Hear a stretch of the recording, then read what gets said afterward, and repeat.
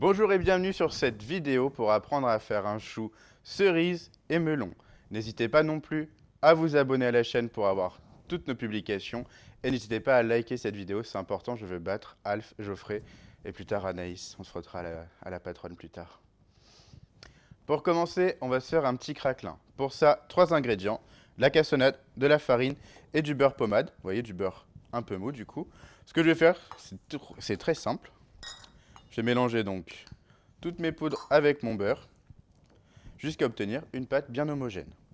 Donc ça, je le fais à la main parce que je trouve que c'est assez facile. Si vous avez envie d'une version plus feignante, on n'hésite pas à utiliser le batteur.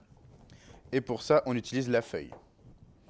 Donc moi, j'écrase bien les uns contre les autres. Et petit à petit, ça va me faire une pâte.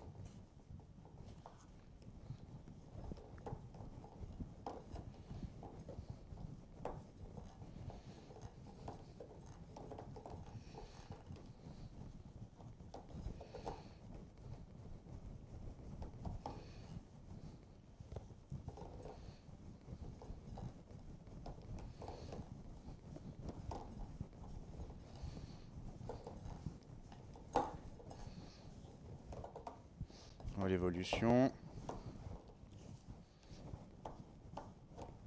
N'hésite pas aussi à racler ma maryse ou ma spatule exoglace.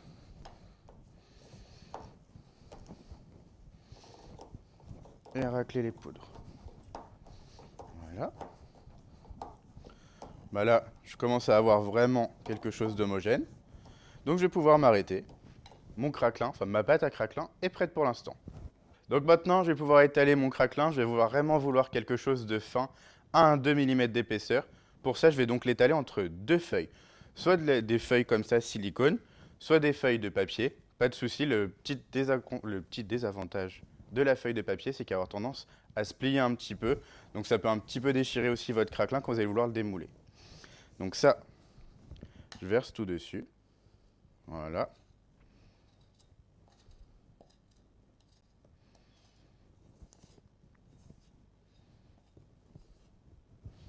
Une fois que j'ai tout mis sur ma feuille, je viens avec une deuxième, j'appuie un petit peu et je vais pouvoir donc étaler avec mon rouleau. J'ai pas peur si jamais ça sort, même si c'est pas l'objectif. Là déjà je vais aller dans un sens, je vais aller dans l'autre. J'aime bien aussi qu'elles soient à peu près raccord l'une sur l'autre. Voilà. Et donc j'appuie bien, je veux vraiment quelque chose de fin. Donc là, je finis, je vais bien le lisser. Si jamais c'est sorti un petit peu, pas de panique, donc on récupère, on remet un endroit où ça manque et on égalise. Une fois que c'est fait, ça là, du coup, notre craquelin, on va laisser entre les 2 feuilles et ça va partir au congélateur.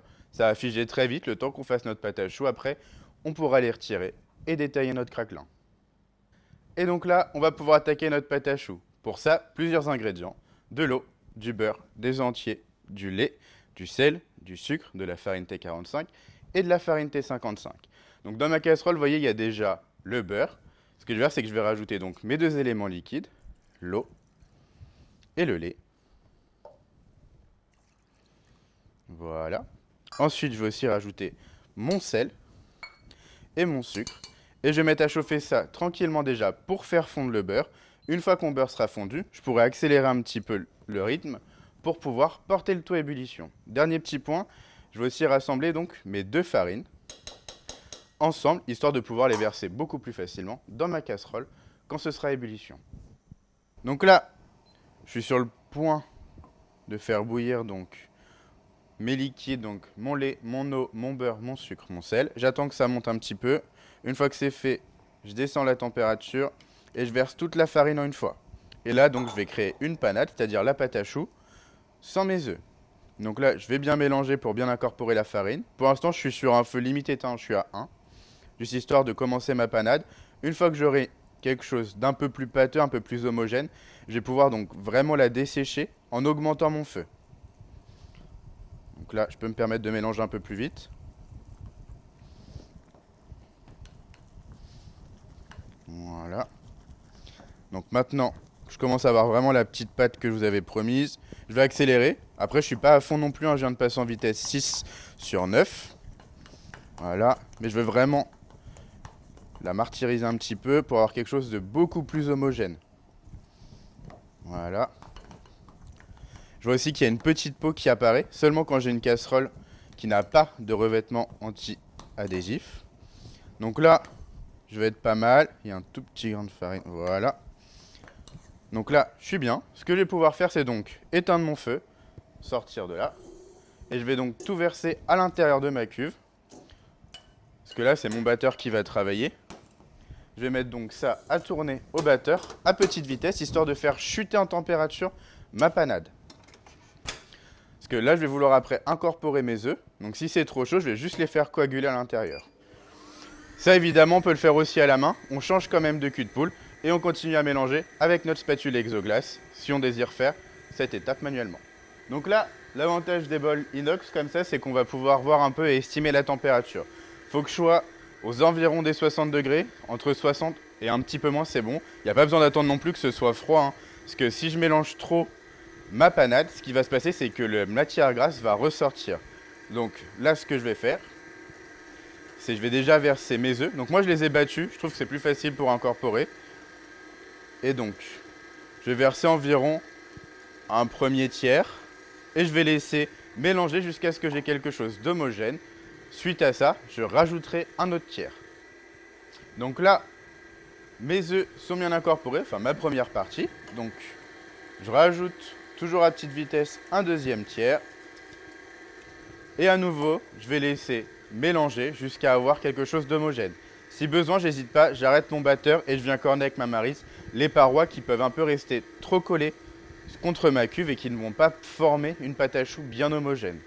Donc là, après incorporation du deuxième tiers, et j'ai pas hésité à arrêter et corner, comme vous l'avez dit, ce que je vais faire, c'est qu'il me reste donc un tiers, jusque là on est bon, sauf que je vais pas tout mettre. La pâte à choux, c'est un peu plus subtil que ça, il faut doser sa texture.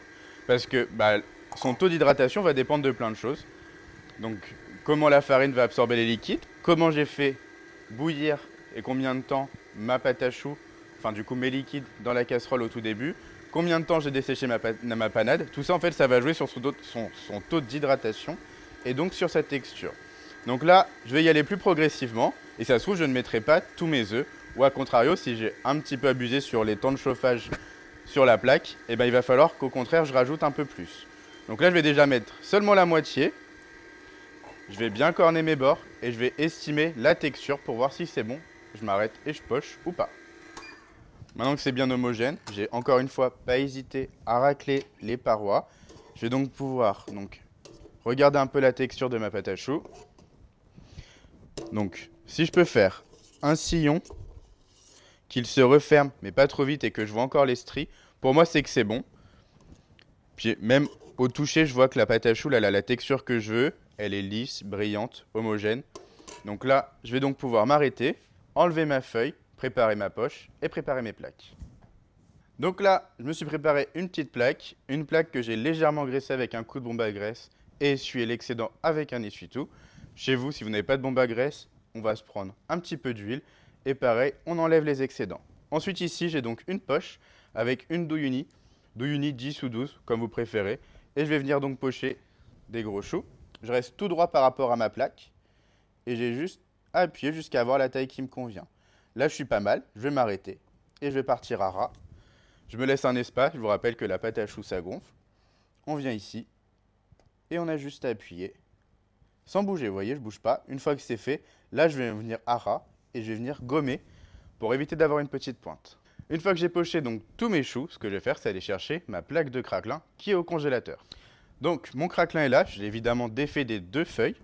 J'ai un emporte-pièce qui correspond à la taille que je veux. Si vous voulez qu'il recouvre intégralement votre chou, vous pouvez le prendre un tout petit peu plus large que le diamètre de vos choux. Ensuite, on a juste à détailler avec l'emporte-pièce le craquelin qu'on vient déposer délicatement sur notre chou. Et donc une fois que j'ai posé tous mes craquelins sur tous mes choux, ce que je vais faire, c'est que je vais pouvoir enfourner. J'enfourne une plaque par une plaque, de préférence en chaleur sol, si vous n'avez pas cette fonction chaleur statique, le plus en bas possible peut-être de votre four, ce sera le mieux, à 165 degrés, et on attend que le chou est vraiment gonflé et qu'il est bien coloré avant d'ouvrir la porte de son four, sinon il risque de se replier sur lui-même, et après vous vous retrouvez avec des chaussettes, c'est pas du tout l'objectif. Donc là, ça part au four, et je surveille ma cuisson. On va donc pouvoir attaquer notre crème pâtissière vanille et cannelle. Pour ça, plusieurs ingrédients, du lait, du sucre, de la cannelle en poudre ou cannelle en bâton, pas de souci. Vanille poudre ou vanille gousse, pas de souci non plus. Du coup, de la poudre à crème, des œufs et du beurre. Dans mon lait, je vais venir mettre donc ma cannelle, je vais venir mettre ma vanille et je vais venir mettre approximativement la moitié de mon sucre. L'autre moitié de mon sucre, je vais venir la mettre avec la poudre à crème. Et ça là, donc mes liquides, eau, sucre, cannelle et vanille. Je vais venir mettre ça à chauffer tranquillement, je suis à 6 sur 9. Pendant que je suis en train de préparer le reste de ma préparation, de ma crème, donc je mélange ma poudre à crème et mon sucre. Je vais venir ajouter mon œuf à l'intérieur et je vais venir bien battre tout ça, histoire d'avoir quelque chose de bien homogène. Je fais attention, si jamais j'ai des grumeaux ici, je les aurai tout du long. J'aurai pas une crème pâtissière bien lisse. Donc je mélange bien. Une fois que c'est fait, donc je n'hésite pas à bien racler les bords aussi. Mais une fois que c'est fait, j'ai plus qu'à attendre que mon lait soit en train de bouillir. Donc pour ça, maintenant que tout est prêt, je peux augmenter mon feu.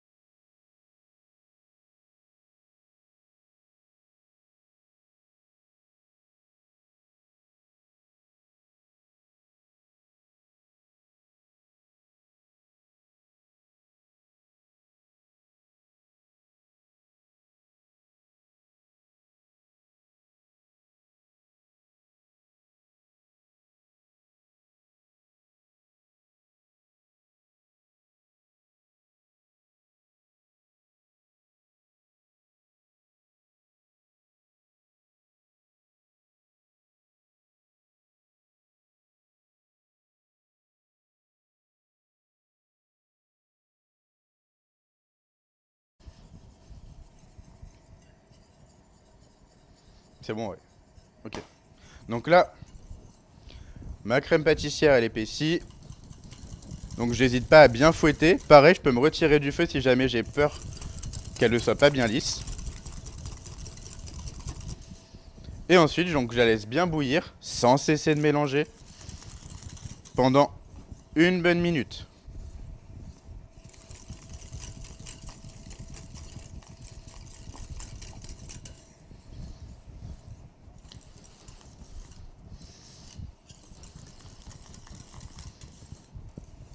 Donc la texture, elle a totalement changé, hein, ça n'a rien à voir. N'hésite pas à les bien fouetter dans les angles aussi, parce que c'est là où ça risque d'accrocher le plus. Donc là, on doit être pas mal. Je vais pouvoir donc éteindre mon feu et me retirer. Et ce que je vais faire, du coup, pour stopper ma cuisson, c'est donc ajouter mon beurre. Et j'ai juste à fouetter tranquillement. Mon beurre va fondre sous l'effet de la chaleur, mais je veux bien l'incorporer à l'intérieur de ma crème pâtissière. Ça va lui apporter un petit côté plus soyeux et un petit peu plus onctueux.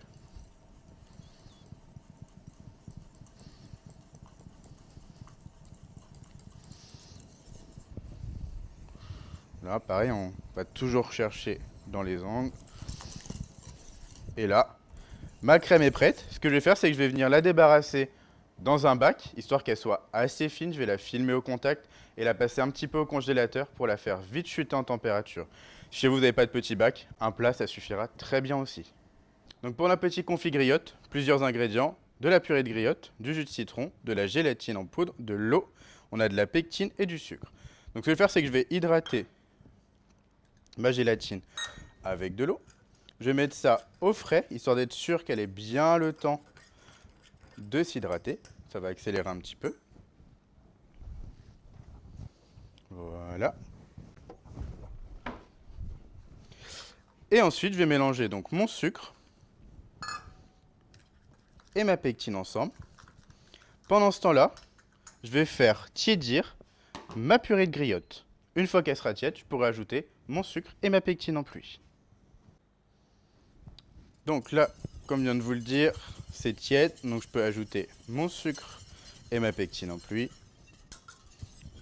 Je fouette bien et je vais accélérer le feu en dessous, histoire de porter tout ça à ébullition une bonne minute.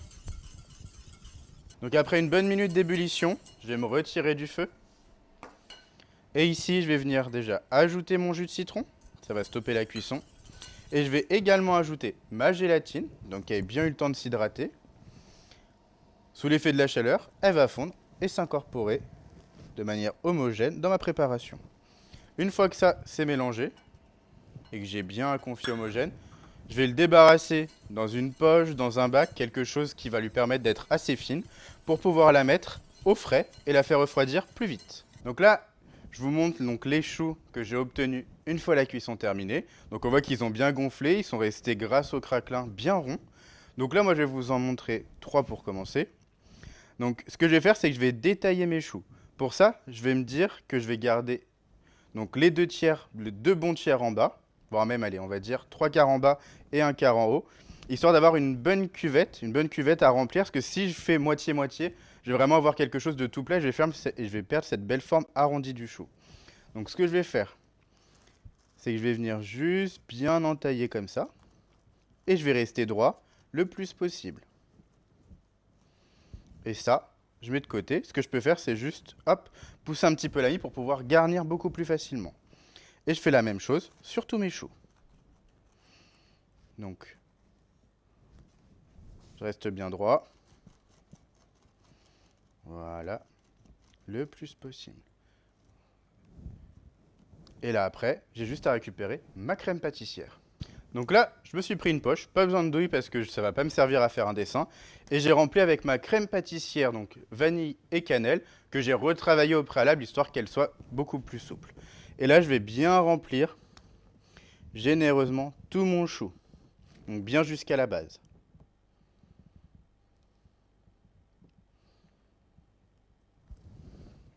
Ensuite, donc j'ai pris à l'aide d'une cuillère parisienne, donc après il y a différentes tailles, donc à vous de jongler avec. J'ai fait des petites billes à l'intérieur d'un melon. Et du coup, j'ai juste à les disposer. Donc déjà sur tout le tour. Si jamais il y a un morceau qui est un peu moins joli, et ben c'est pas grave, on le mettra au centre.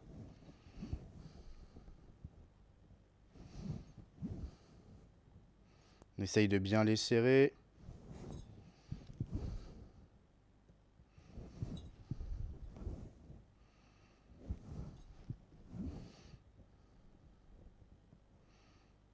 Voilà. J'en mets aussi un petit peu au centre. Donc comme je viens de vous le dire, j'essaie de prendre à la limite les billes les moins jolies. Et je vais faire pareil sur le deuxième. Donc là, je vais prendre une poche remplie avec mon petit confit de cerise qui a eu le temps de bien reposer. Je vais venir bien garnir au centre. Si je veux plus de gourmandise et ressentir plus le goût de la cerise, rien ne m'empêche de garnir aussi la crème que j'ai mis à l'intérieur avant de mettre mes petites billes de melon.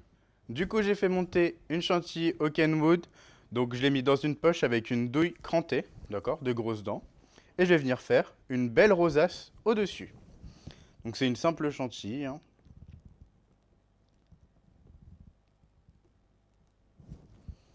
Et je vais faire la même chose sur le deuxième.